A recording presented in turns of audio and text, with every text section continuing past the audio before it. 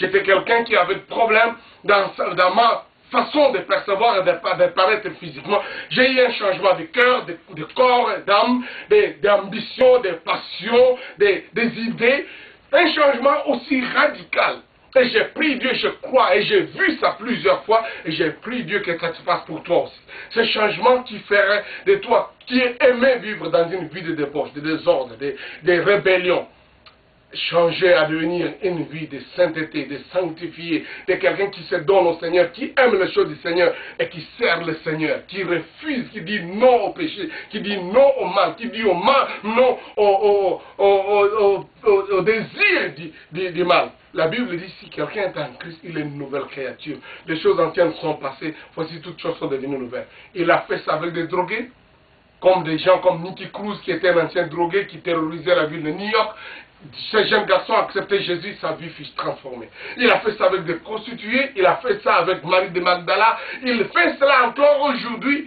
Des millions de personnes de par le monde qui acceptent le message merveilleux de la mort, de la vie, la mort et la résurrection de Christ. Leur vie est changée radicalement, un changement profond, de l'eau en vin. De quelque chose qui réjouit les cœurs, de cette vie fade, de cette vie du péché, de cette vie de l'esclavage, de la drogue. Christ peut transformer et te donner un premier miracle. J'appelle ça premier miracle. C'est le début de toute la série. Il y aura encore beaucoup d'autres choses que Jésus va faire dans ta vie.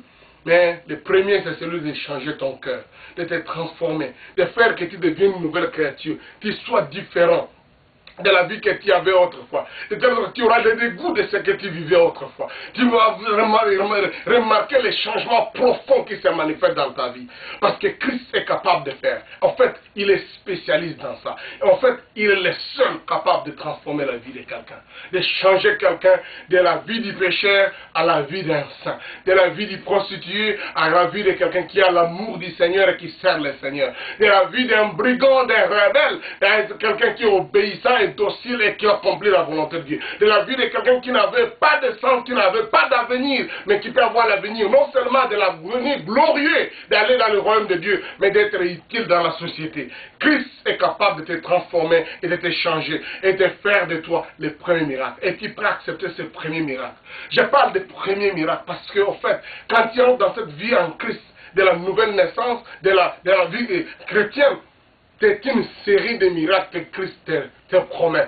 Je te garantis, avec les quelques 30 années que je marche avec lui, je peux te dire, j'ai vu une panoplie de miracles qu'il a cessé de faire, jour après jour, année après année, mois après mois. Jésus ne s'est jamais fatigué, il n'est jamais un épuisement de stock de miracles. Mais il faut commencer par celui-ci, le premier.